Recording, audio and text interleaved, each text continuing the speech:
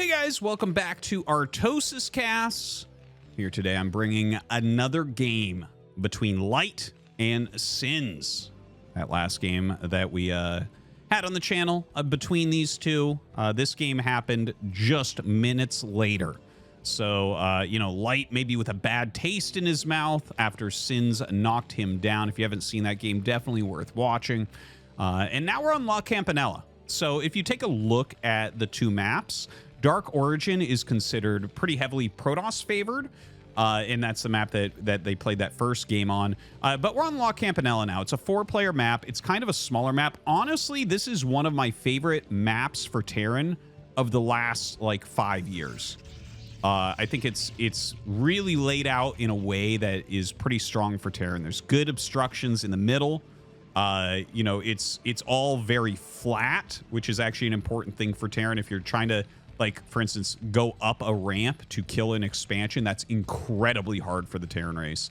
Even if they put photon cannons up there, it's a funny thing. People are like, but you have siege tanks. That isn't how the game works. Securing that vision, killing those tanks or killing those cannons, sieging, unsieging, all that, all the missed shots, it's incredibly hard. So the flatness of the map is very good, and the hidden bases can be sieged. So I think it's a good map for Terran overall. Definitely better than the last map that we saw Light playing on. But either way, here we are. We'll see if Light can get his revenge, going for a very quick gas. Looks like it should be a factory expansion. Very defensive barracks placement, by the way. This is incredibly defensive. In fact, for a 4-player map, I'm kind of surprised just how defensive that is. And you might look at it and be like, well, what's so defensive about it? He's aligned this so far to the bottom that he has this area where he can kind of obstruct so Marines can run through. But it's like a 4-player map, so you don't really expect to see zealots in your base super fast. Maybe he'll make one, but you don't expect very much more than that. Either way, Light going for his scout now, and he is going to find ss1nz first. ss1nz is not making anything in particular. It looks like a very normal build order from him. Dragoon first. He is mining plenty of gas here, so we'll see if he gets the range before his expansion or not. I think he probably will, especially with the speed of this SCV scout. You don't want to be taking big risks if someone scouts you this early by going only Dragoon and not getting that range upgrade, because there are all sorts of rushes that a Terran can pull off at that point. So let's see as he hits 150 gas. Oh, he doesn't start it. Oh, there it is. He actually may have waited for the SCV to get out of vision to bait something like an attack. Light isn't going to do that. I don't think so. Yeah, he's only making a second Marine. He's getting the bunker. Very standard stuff here from Light. If you scout Protoss first, and you see that there's no Zealot being made, the best play is to go bunker 2 Marines, command center. If you look at how everything lines up as far as minerals and what you need, it's a great way to play. It makes you completely stable. Protoss can't really do anything against you. Nothing to worry about. You're not overspending on early units defensively or anything like that.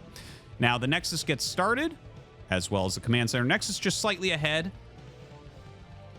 And there was a Vulture that got started, but it looks like it got canceled. Okay, so the Vulture getting started. Ooh, starport. Very quick starport. The Vulture that got canceled there, that was a safety Vulture. And I'm not entirely sure why. I think he just rethought it. Sometimes you start units then cancel because you think you might get attacked, and you're just like, well, I may as well have this building in case I need it, and then just cancel it. And that's a good way to play. But I think it was more like he rethought the situation. He said, you know what? No, I want the quicker add-on. And in fact, he goes mines very quickly, gets the Vulture. So probably a Vulture drop going to be coming up. Definitely a very good map for drops because you can get behind those minerals. This patch, 160.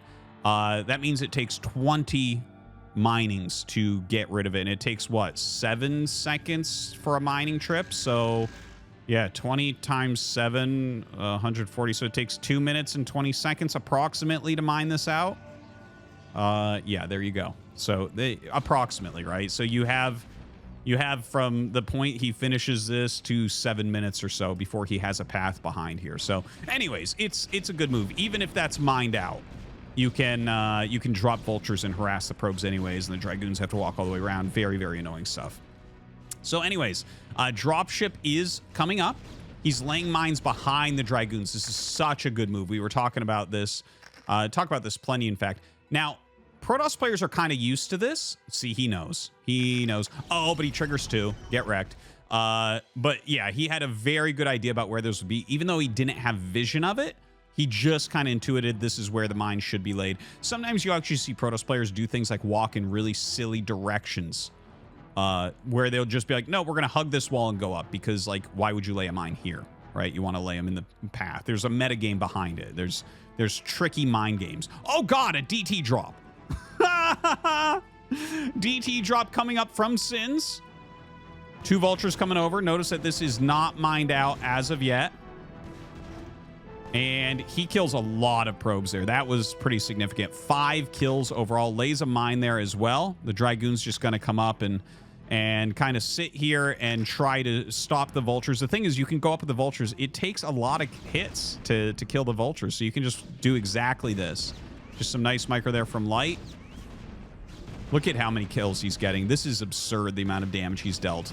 This is Light's game to lose at this point. But honestly, if you were going to find a way to lose it, it would be to a DT drop. So here comes that first DT drop. Turrets are being made. We have 3 tanks. Okay, a turret here, a turret here. Armory getting started. Oh, God. If he can get this turret, this is absolutely huge. Absolutely huge. Targeting the turret. Yeah, he's going to get it. Okay, Light is in so much trouble. He might end up losing this game even after such a great drop. This all comes down to being able to get some detection in here to push these out. Because everything was going very, very well for Light, and now everything is on fire. Look at this.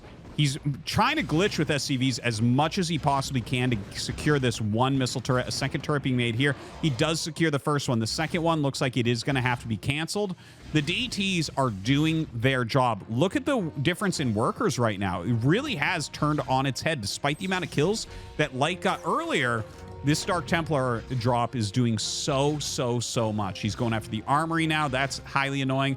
This turret is not going to give the range to see that DT, so you're going to have to give up the armory almost certainly. This is just barely in range. ss1nz checks. He says, yeah, we're not going to lose our SCV doing that.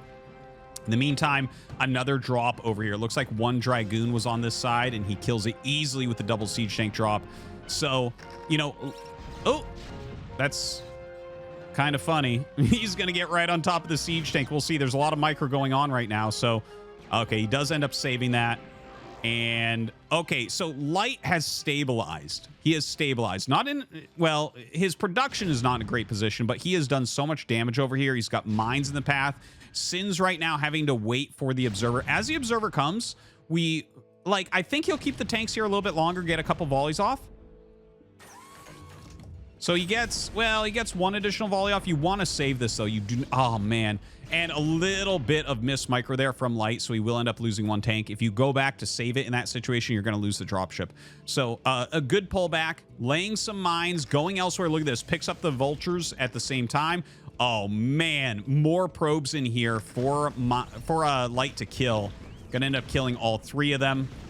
Very painful stuff here for ss1nz. They're somehow equal workers still. You know, that DT drop really did end up doing a lot. But I would say that right now, Light is going to be feeling pretty good. Wow, that's a huge volley from the siege tank. Another very good volley there as well. And yeah, this is very Light favored at this point, right? The DT drop did slow him down. I think specifically one of the big things it didn't just equalize the workers for that time, but these factories are incredibly slow, right? He spent so much money, time, and effort not mining and building mass turrets to try to get detection for those DTs. His production is really slow. So that's an issue. You know, you want to have factories at certain times so you can keep that macro going. Of course, he's slowed ss1nz as well, so it's kind of on both sides. But looking at the game, it really looks Light favored. He's getting his 3rd command center up here. He's got a Wraith and a turret all ready to kind of block drops. He's got very good mines on the map, which of course will get cleared. but it gives Light that sense of safety right now. He's just kind of macroing normally. We'll see him start to get his factories up, and he's up in workers. Anytime Terran is up on workers against Protoss, if you don't kill Terran very quickly, they generally can get that into a gigantic lead, especially at these super, super high levels, right? Like, I mean, you'd need carriers, Psystorm, those types of things to have the cost efficiency to battle against a Terran with more workers than you. But when it's more of this like early game composition, right? It's basically Dragoons and Observers right now is his composition. Like, I think he will get Psystorm. Yes, he just starts it now. But it's going to be a little bit before he has that, and he has the value that needs. And by the time all that is ready, Light is going to have like 8 factories up pumping. So second add-on gets started. Just adding those factories. He's got some good saturation going on already. 51 probes, so we're getting up to that mid-60s level you generally want. Sin's just kind of zoning things out. He's trying to remake his probe count, as you can see. It's still really low at 47. I mean, there are plays where you can keep that low probe count if you think that you're so far behind and just really macro out army. And it's actually really surprising how much you can get if you stop those probes, you know, in those high 40s. But he is continuing to produce some probes. It feels like he's kind of alternating back and forth, maybe hemming and hawing a little bit on that. Light trying to get some more drops, throwing the scans down, trying to see the formation of defense. So not going to be able to get that vulture drop in here that he was hoping for. Maybe he'll go for the main base. Actually, there's quite a few Dragoons in there as well. More gates being added. Forge on the way as well. Maybe get some upgrades. Maybe a photon cannon in some of these lines to make sure the drops aren't hurting him anymore. Light going up to 7 factories. Oh, he does end up getting the vultures in. Didn't see exactly where he dropped those, but gets a few probes, and it's fine to sacrifice a few vultures to kill more probes at this point. Because you're just kind of like they're already hurt. The more damage you do their economy, you can spend a little bit more on that harassment because it hurts them extra, right? If Sins has, you know, in this same situation, let's say Sins has 70 probes, you actually don't want to be killing probes and sacrificing vultures for that, because then it's like, well, you actually in some ways are helping them. You're giving army for their economy, and their economy can withstand that very easily while they build up their army. Either way, we have a gigantic siege line being set up from Light. Sin's moving into position. This is, I was talking about this earlier, this like obstruction in the middle of the map really helps Terran. It makes it so that the attack path is here. Or you can walk way around and have 2 attack paths. But it makes it so that you can't start in this giant arc. You could have 2 arcs or 2 lines of units, but you can't just have a giant arc. You don't want completely wide open maps because it's like impossible to push. So kind of a nice thing there for Light. So I'm not sure what this idea is.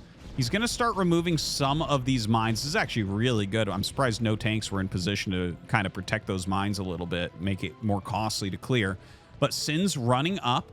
He is up in army supply by quite a bit, but I think we have enough here for Light to just hold on. His 2-1 upgrades are almost done here. There is Psystorm available. Looks like quite a few Psystorms available, in fact. If Sin's attacks in, though, the Psystorms are going to have to go down on Vultures, I think. Oh my god, the Vultures are all way out of position. If he's going to attack, this might be the moment. I think he's actually missing perhaps one of his only opportunities, but the Vultures diving into this 3rd base, going to go just absolutely ham on these probes, trying to kill every single worker off, really hurting that economy once again. But you know what? He trades a good 10, 12 Vultures there. Does kill a lot of probes. But he doesn't have a lot of support units right now with these siege tanks. I think we're going to see Sin's attack, because I don't think his position can get better from here.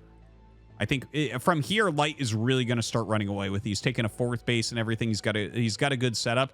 But as he adds in more units, he's just going to trade more and more efficiently against this. So it looks like Sins is getting ready for that attack. No big surprise. He's going to want to split this up. There are some doodads kind of in the way here, which will force some splitting of his army. And here we go. Going to start dropping out some Psystorms. Let's see what he can get as far as those Psystorms. Not a great first one there. Yeah, I mean, he's only hitting like one tank at a time. The Zealots are actually getting on top of a lot of the siege tanks here, though. Hold on. More High Templars coming in. If he can storm these siege tank lines, he might be able to make something happen here. Oh my God, are we going to see the storms? There you go. A couple storms go down, and he's eliminating most of the siege tanks. A lot of those end up going down. This is a very small army. I don't think you quite can finish with this, but more Zealots are coming up. Tanks being set up here as well. Light coming in and, oh, just targeting down the Stormers as much as he possibly can. The 4 tanks that were up here come down as well. They're going to lure some of the Zealots away. This is kind of bad for the tanks. The tanks might end up dying, but it does buy time for more units to pop out of his factories to help him hold on here. Sin's only with a few Dragoons left. And in fact, goes back. I think he dragged some of the mines into those Zealots there. These 3 tanks coming down for that flank once again. Look at this. Archon coming in here. The Archon surprisingly can be good in this situation since it doesn't trigger mines. But it will be picked off there as well. Only a few units left. And Sins is going to GG. Very close there at the end. But Light takes him down. And they're, well, I guess in these 2 ladder games, they're tied up 1-1. But there's not a third. Sorry. Thank you for watching.